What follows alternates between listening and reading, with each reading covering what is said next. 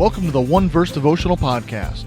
My name is Matt McCarrick, and my goal is to help you grow closer to God through one verse every day. Now let's dive in.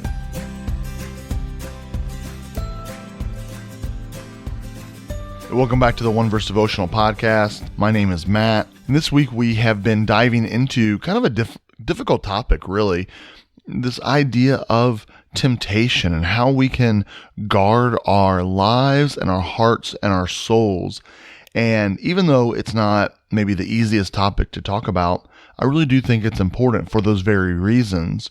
And so we started off this week learning that we have an adversary. We have the devil, and he's not really fun to talk about. It's easy for us to kind of brush over and dismiss today, but he is out there and he wants to take us out.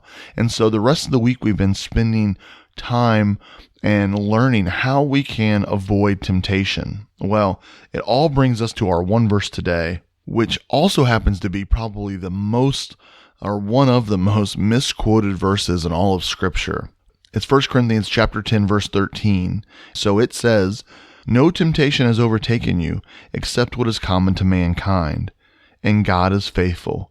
He will not let you be tempted beyond what you can bear, but when you are tempted, he will also provide a way out so that you can endure it." Like I said, this week we've been talking about temptation, and this is a powerful verse, one that I would love for all of us to know, understand, and possibly even memorize. So let's break it down a little bit. First of all, it says, "No temptation has overtaken you except what is common to mankind." There's nothing new under the sun, right? There's no temptation that you go through and you're like, man, this is special to me. Like no one's ever had to endure this temptation. That's just not true. Other people have struggled with the same thing. And here's the hope in this. They've probably overcome it. I can guarantee that someone has gone through this temptation and overcome it through God's power. And so we can't play really the victim when it comes to temptation. We can't be like, well, you just don't know my struggle. Maybe I don't, but other people have. Well, Paul, who's writing this, it's from Corinthians, it's one of Paul's letters. He continues and he says, God is faithful. And then this next part is the part that is really misquoted and misunderstood. It says, he will not let you be tempted beyond what you can bear. If you've ever heard the phrase, God won't give you more than you can handle, that's where this phrase came from, this one verse. However, that's not what this verse is saying. That's actually inaccurate. That's not true to say God won't give you more than you can handle. God gives us more than we can handle all the time. You know why? Because he also gives us verses that say, I can do all things through Christ who strengthens me. So God gives us more than we can handle in our own self, in our flesh, with our human power. Why? Because he wants to drive us down to our knees in prayer.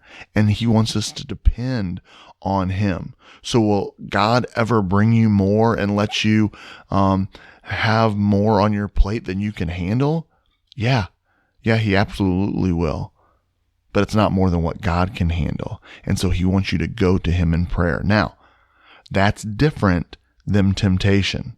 See, those might be some struggles in life. Those might be things that he's calling you to do, maybe difficult situations that he even has you endure, but that's not temptation.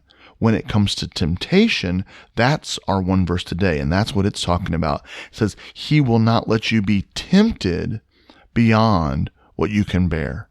In other words, he'll never put you in a situation where you can say, well, I had to give in. There was no way out. I had to fail. I had to make a mistake. I had to sin. This verse is saying you'll never find yourself in that position. You'll never be able to say, God, I just couldn't help myself. And then it goes on and he says, but when you are tempted, God will provide you a way out, a way of escape that you can endure it. My challenge to you is the next time that you're feeling tempted, look for the exit. Look for the way out.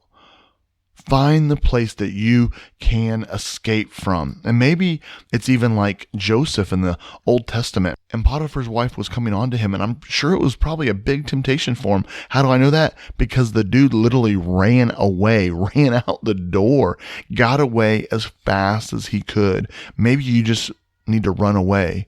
Maybe it means that you close your computer and put it off to the side. Maybe it means drive away from wherever you're at. Whatever it is, God is giving you a way to escape. God doesn't entrap us. He doesn't tempt us more than what we can bear, and He always gives us a way to escape. And so I want you to understand this week that you have an enemy.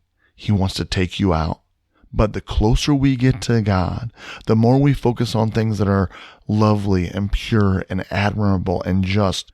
By doing those things, we can avoid temptation. But when temptation does come, it's never going to be more than what we can handle. And God always gives us a way of escape.